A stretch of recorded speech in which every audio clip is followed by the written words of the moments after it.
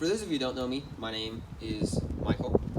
Um, well, before when I was thinking about what to say, so I didn't write anything down. I did not think that far ahead to write something down.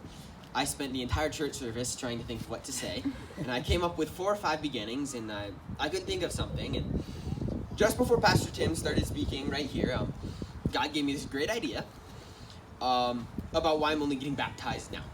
So I'm 16, and I've had a lot of time in my life to get baptized. And there was a previous time, some years ago, in which some of my siblings and a bunch of family friends were getting baptized, and so I got the offer to get baptized at that time as well. And I remember when my mom was like, "Do you want to get baptized with them?" The first thought I had was that when my dad dunked me into the water, I knew I was gonna drown. And I was like, I'm gonna drown, and I'm gonna die the day I get baptized. And I freaked out, and I was like, I'm not gonna get baptized. And it was one of those things that then I spent a lot of time later being like, why didn't I get baptized then? That's a kind of dumb reason to not get baptized. And in the many years since, I have seen that God was kind of like, you're not ready yet. I want baptism to be important to you and to be something to you that signifies something and isn't just something that I've done because other people are doing it.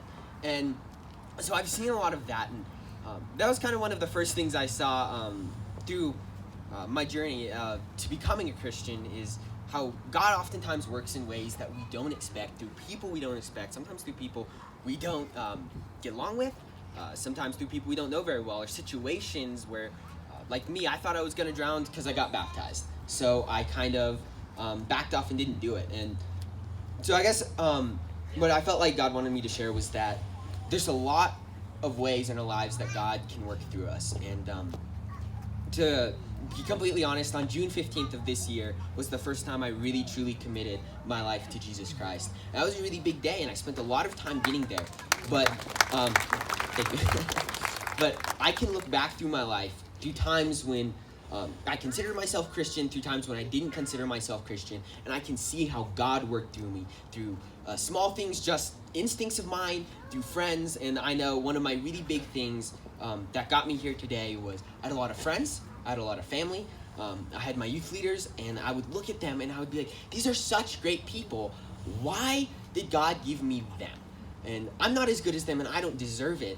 And at some point, actually this year on June 15th, when I committed my life to Christ, it all clicked that was God's way of getting my attention and saying, I still care about you because I'm going to give you people who are going to care about you the way I do. And so I don't know, maybe you're that person in someone else's life today, or maybe there's someone there for you, but I feel like in everyone's life, God's trying to get a hold of you. And he's not necessarily going to get a hold of you in a way that makes sense or seems orthodox. It might just be him not wanting you to do something yet because of a fear, because it's not going to mean something to you. Or maybe it's a friend who you don't think you deserve, but that God is there, God is working, and he will do anything that it takes to get a hold of you.